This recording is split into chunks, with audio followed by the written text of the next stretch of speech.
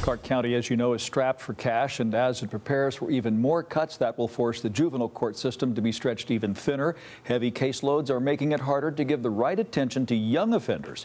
Well, the Trial by Peers program is making a difference by relieving some of that burden, but now its future is also uncertain because of funding. Zahid Arab explains how this program not only helps young offenders, but also makes a difference in the lives of these teens.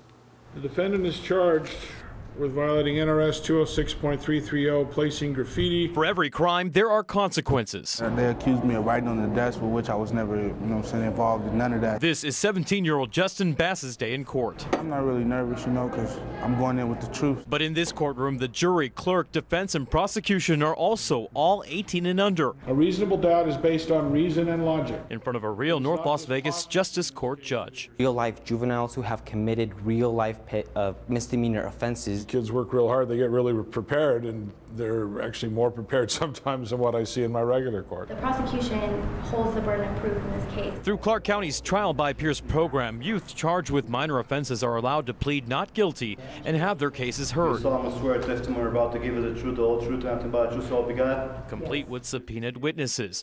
Local attorneys observe and are there for support. As kids, we're told by adults, don't do this, don't do that. But as peers, telling each other, don't do this and don't do that, I think it has a more everlasting effect. Mr. Bass is guilty. We are the most successful juvenile diversionary program that exists. But more than half of its funding may be gone by next year.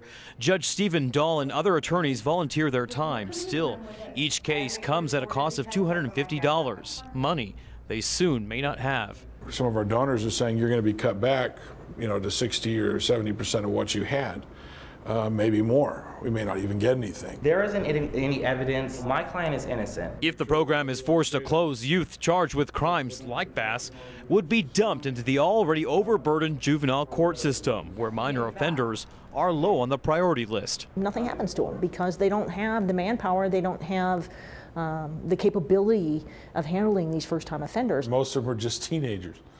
By definition, almost teenagers do dumb things. If you get them the first time and they have a consequence for it, they're likely not to do it again. You never heard him say, I did not tag. But the program doesn't just benefit offenders. For volunteers like Michael Carranza, it's a great way to prepare for college, where he'll practice law. I saw him do it. When I come walking in the room, he was writing on the desk like this. A teacher's aide on the stand testifies she caught Bass in the act, vandalizing a desk at school. When I was leaving the classroom, she was coming in the classroom. He claims he didn't do it. We all find the defendant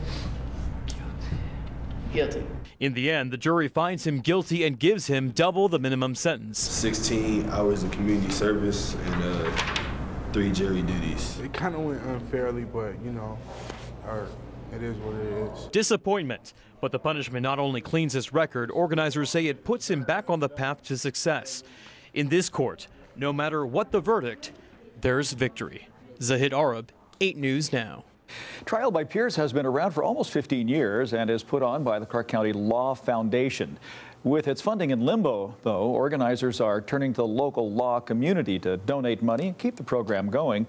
One former defendant who's stolen things since she was 7 says it gave her the motivation to come back and help others as a peer counselor.